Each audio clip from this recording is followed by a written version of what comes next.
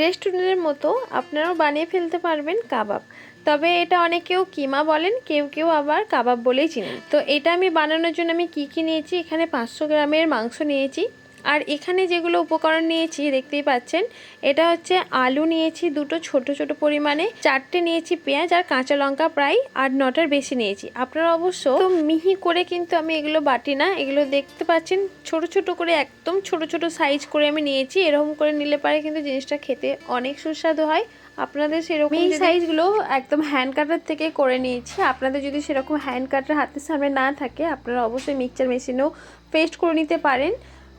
আলু, পেঁয়াজ, কাঁচা লঙ্কা একসাথে পেস্ট করে নিতে পারেন। আর এগুলো সাইজ থেকে আপনারা বুঝতেই পারছেন, খুব বেশি মিহি করবেন না, একটু যদি গোটা গোটা থাকে তাহলে তো আরোই ভালো হবে। এবারে চলুন একটা পাত্রের মধ্যে ঢেলে নিই সবগুলো একসাথে মিক্সড করার জন্য। খুব ভালো করে কিন্তু বড় একটা পাত্র নিয়েছি, যাতে সুন্দর করে চটকে নিতে পারি, ভালো করে মিক্সড করতে পারি, যাতে করে প্রত্যেকটা উপকরণ প্রত্যেক মাংসের মধ্যে মিশে যেতে পারে।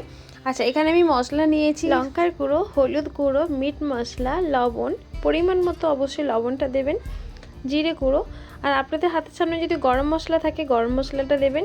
আর এগুলোর মধ্যে কিন্তু অবশ্যই আদা রসুন দিতে হবে, যেটা আপনাদের সাথে আমি ক্যামেরা দেখাতে পারি না। আমি এর মধ্যে কিন্তু আদা রসুন অবশ্যই দিয়েছি। আদা রসুন না দিলে জিনিসটা কিন্তু খেতে একদমই ভালো লাগবে না।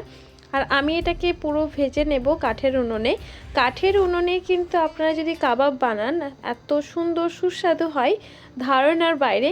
আপনারা একবার কাঠের উনুনে করে দেখবেন। আর যদি কাঠের উনুন সেরকম যদি না কারোর ব্যবস্থা থাকে, অবশ্যই গ্যাসে করে নেবেন। এর মধ্যে কড়াইটা বসিয়ে নিয়ে ভালো করে গরম করে নিচ্ছি, যাতে করে আমার কাবাবটা একদম দেওয়ার সাথে সাথে ধরে না যায়। আর পরিমাণ মতো সরিষার তেল, অবশ্যই আপনারা সরিষার তেলও ভাজতে পারেন আর সাদা তেলও ভাজতে পারেন। একটু গরম হয়ে যাওয়ার পর ছোট ছোট করে একদম সাইজের আপনারা ছোট ছোট করে সাইজ করবেন। আমি ঠিক এই রকম একটা সাইজে রেখেছিলাম, খুব বেশি বড় করি না, কারণ খুব বেশি বড় হলে পারে ভালোভাবে মশলায় যায় না বা ভালো করে সুন্দর করে ভাজা হয় না। বড় সাইজ করতে যাবেন না, এবার বাকিটা আপনাদের ইচ্ছে।